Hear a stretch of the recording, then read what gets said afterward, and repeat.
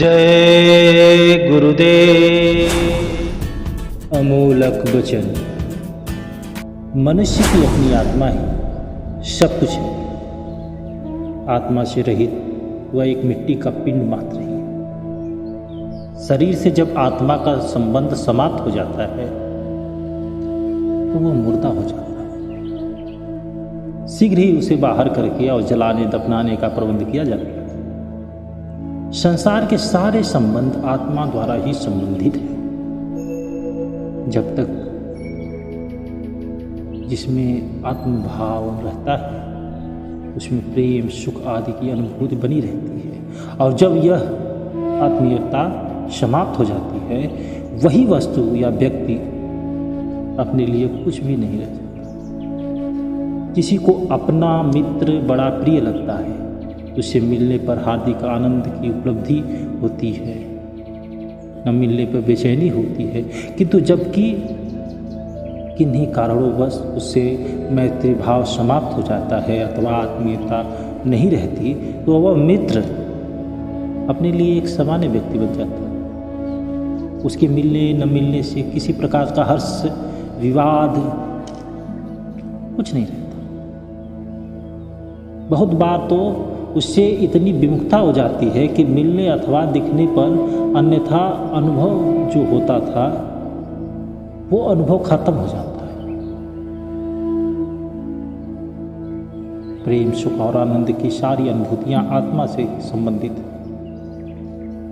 किसी वस्तु विषय व्यक्ति अथवा पदार्थ से नहीं। सुख का संसार आत्मा से बसा हुआ है, उसे उसमें खोजना चाहिए। सांसारिक विषय अथवा वस्तुओं में भटकते रहने से निराशा का परिणाम मिलेगा। जो मरीचिका के सामने उस मिल्क तृष्णा का भाव होता है वही मिलेगा। मनुष्य की अपनी विशेषता ही उसके लिए उपयोगिता तथा स्नेह सौजन्य उपार्जित करती है। विशेषता समाप्त होते ही मनुष्य का मूल्य भी समाप्त हो जाता है, और वह न तो किसी के लिए आकर्षक हो जाता है और न किसी के लिए प्रिय रह जाता है। इस बात को समझने के लिए सबसे अधिक निकट रहने वाले माँ और बच्चे को ले लीजिए। माता से जब तक बच्चा दूध और जीवन के रस को पाता है उसके शरीर से जो अवयव की तरह चिपटा रहता है, उसे माँ से समीप प्रेम कोई अलग नहीं कर सकता। किंतु जब इसी बालक को अपनी सुरक्षा तथा जीवन के लिए माँ की गोद अथवा दूध की आवश्यकता नहीं रहती अथवा रोग आदि का कारण माँ की वह विशेषता समाप्त हो जाती है तो बच्चा उसकी जरा से भी परवाह नहीं करता। वह अलग भी रहने लगता है और स्तन के स्थान पर शीशी से भर जाता है। मनुष्य की विशेषताएं ही उसके लिए स्नेह का सौजन्य अथवा प्रेम आदि की सुखदायक स्थितियां उत्पन्न करती हैं। किसी मनुष्य की इस विशेषता का स्रोत क्या है? इसका स्रोत भी आत्मा के सिवा और कुछ नहीं।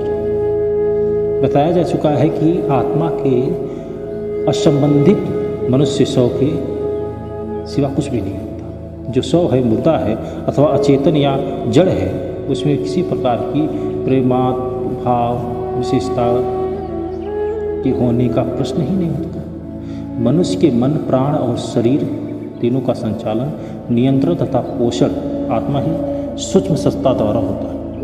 आत्मा और इन तीनों के बीच जरा सा व्यवधान आते ही सारी व्यवस्थाएं बिगड़ जाती हैं। सुंदर सुगठित और स्वस्थ शरीर भी उसकी दुर्दशा हो जाती है। प्राणों का स्पंदन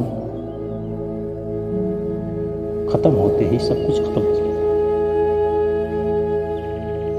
और व्यवस्थाएं थोड़ी सी बिगड़ती हैं, संतुलन थोड़ा सा बिगड़ता है, मनुष्य उन्मादित हो जाता है, पागल हो जाता है। आत्मा सर्वोपरि है, आत्मीय भाव सर्वोपरि है। जय गुरुदेव।